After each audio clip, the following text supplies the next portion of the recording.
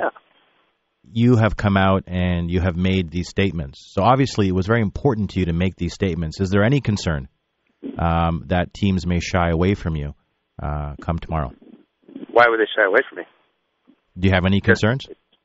I have no concerns because I think teams that want a guy that understands how to compete and that brings that intangible to the table of really taking a competitive situation and making the most out of it, and it's like taking a sponge and just squeezing every possible drop out of it. That's the kind of guy you want on your team, because he's going to. I mean, look, man, I'm the type of guy that when I go to teams and the past teams I'm on, guys love playing with me because I give my heart, I do it the right way. You know what? I'm not a timid guy. I am very passionate about the game. I play the game very physically, very violently, and I do it in a way to where it's not conflictual. I'll go and mix it up with some guys, and at the end of the day, we'll come together. We'll be closer closer because of it.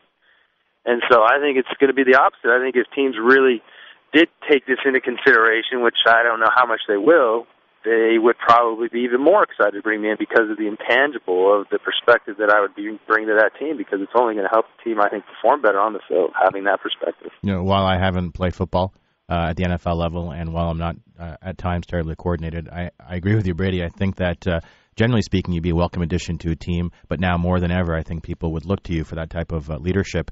What has the reaction from other players that you have spoken to been like? You know what? I haven't really spoken to a lot of players after I've made the... Are you talking about after I made the comments? Yes. Or just generally when they heard about the Bounty Gate. Oh, yeah. Well, I think most guys are... I think most guys are... They see it from how I see it. Not exactly how I see it, but they do... Like I said, 95% of the league is a league that is very respectful towards each other, and it's like a brotherhood.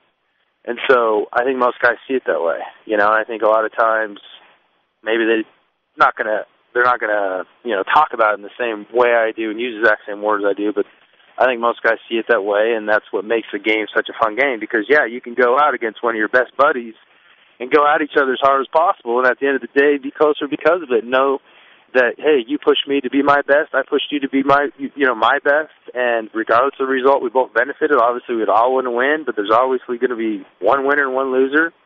And so at the end of the day, you end up, with how this league works in terms of free agency and how much turnover is, you may end up being a teammate with that guy. Or you may be competing head-to-head with somebody that you were once a teammate with.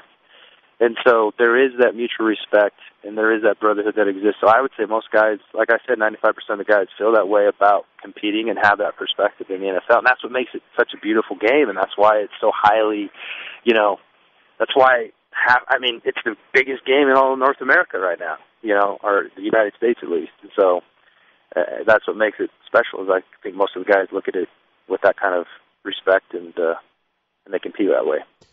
In cases where we have this bounty program with the Saints, where it almost seems like it's an institutional type of program, is it reasonable to conclude that, a quarterback would not know about that? Like, what are you saying, that only the defensive guys would know about the system and offensive guys? I'll give you some context, Brady. Sure. Drew Brees came out and he posted a statement on his website saying he didn't participate in any bounty program, nor, quote, did I have any knowledge relating to its real existence. We have to take him at his word. I'm just asking generally. I would say that could be very accurate, because a lot of times what goes on in a defensive room or an offensive meeting room, you're not going to know about it. From, if you're, like, for example, half the stuff that goes on in offensive, I'd say most of the stuff that goes on in an offensive meeting room, defensive guys don't know anything about, because two reasons. One, you're not in that meeting, and the second reason is you're so immersed in your own schemes and your own checks, and that you're not really concerned with the defense or anybody else's position, because you have confidence that they're going to go out and take care of business, so therefore you need to be on your A game, that you can go out and do your job. So, that doesn't surprise me Bree says that, because I think he's the kind of guy that's so focused and immersed into his own job in the offense that anything outside of that really just doesn't factor in, nor is it something that he he even is exposed to, because he has, his focus set on the offense and setting up his game plan and his game plan whatever week, leading up to whatever game, to where he can go out and play a very good game. And he knows that if he's wasting any energy trying to figure out what the defense is doing or the special teams is doing, that he's compromising his level of preparation. So it doesn't surprise me that he would say that. I think that's the case for most people. They're just so focused on their own jobs that they don't even know what's going on the other side of the ball in that regard, in terms of like bounty and stuff like that. Speaking of focus and commitment, Brady, you've done some charity work, as I mentioned before. You're also the recipient of the Walter Payton Man of the Year Award.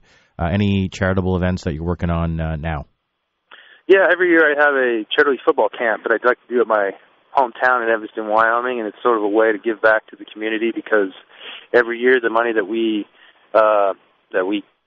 pretty much get in donations from this event, from sponsors and also from the participants, goes to a local cause, and it generally goes to a child. And last year it went to a child who had brain issues, and she had some brain treatments done on her head, and then she actually was on a full recovery. She just was in the middle of a lot of therapy and a lot of different recovery programs, and it was extremely expensive for her family, and we were able to give a big chunk, over $6,000, to her to help her, recover from the brain trauma that she had gone through, and it was a wonderful success. We had a bunch of people participate, and it's a way to what's called the Poppinga Play It Forward Foundation is my foundation, so we try to do events that are fun and that are playful, and, like the name says, to pay forward assistance to children that are otherwise, under some duress or afflicted like this little child was, and to be able to go out, play football, to rally around that cause was special.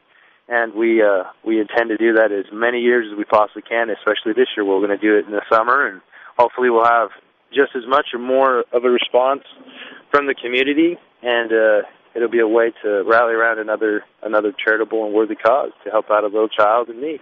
That's terrific work, Brady. And on the Saints program, I think you have emerged, whether it be advertent or inadvertent, I think as an important figure in this entire issue. And we thank you for your time, and we thank you most of all for speaking your mind.